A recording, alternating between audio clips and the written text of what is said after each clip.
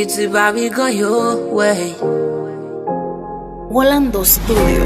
Ou ka toujou fistre, ou dis, ou dat. Pa jom met an tèt ki wap kabarim. Tout otan gen souf ou mba lak dad. Wap kaka nan kouy, jame kabarim. Wap atis nan so ka fe negam. Detou nou sou pan, sou pes negam. Sitirans ki mene vis negam. Ponche ki bay talan kos vole pa on don.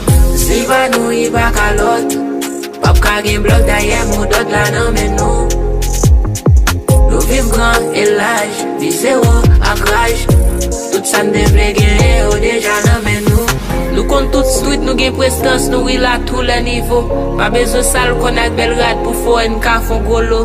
Isi m konen la vi pa bzou yak toujou vle echec pou ou. Men sa map suiv la pousse m fort pou m tou nou zo brason pou. Deja konen pa bezo ed ou m go fas nan nou.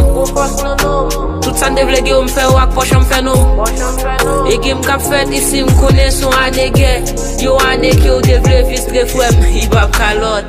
Ou ka toujou fistre ou dis ou dat. Pa jom met an tèt ki wap kabarim. Tout otan gen souf pou mba lak dad. Wap kaka nan kouy jame kabarim. Si ba nou i bak alot. Wap ka gen blok daye mou dot la nan men nou. Nou viv gran elaj, vi zero ak raj.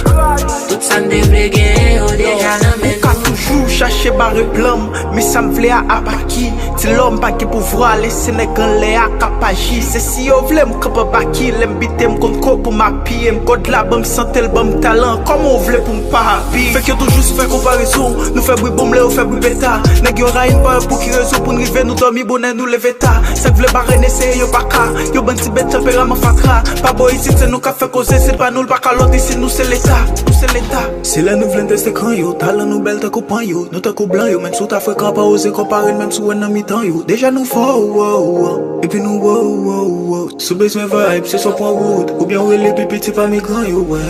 Si ba nou i bak alot. Pap ka gen blok daye mou dot la nan men nou. Nou viv gran elaj, vi zero ak raj. Tout san devle gen yo deja nan men nou.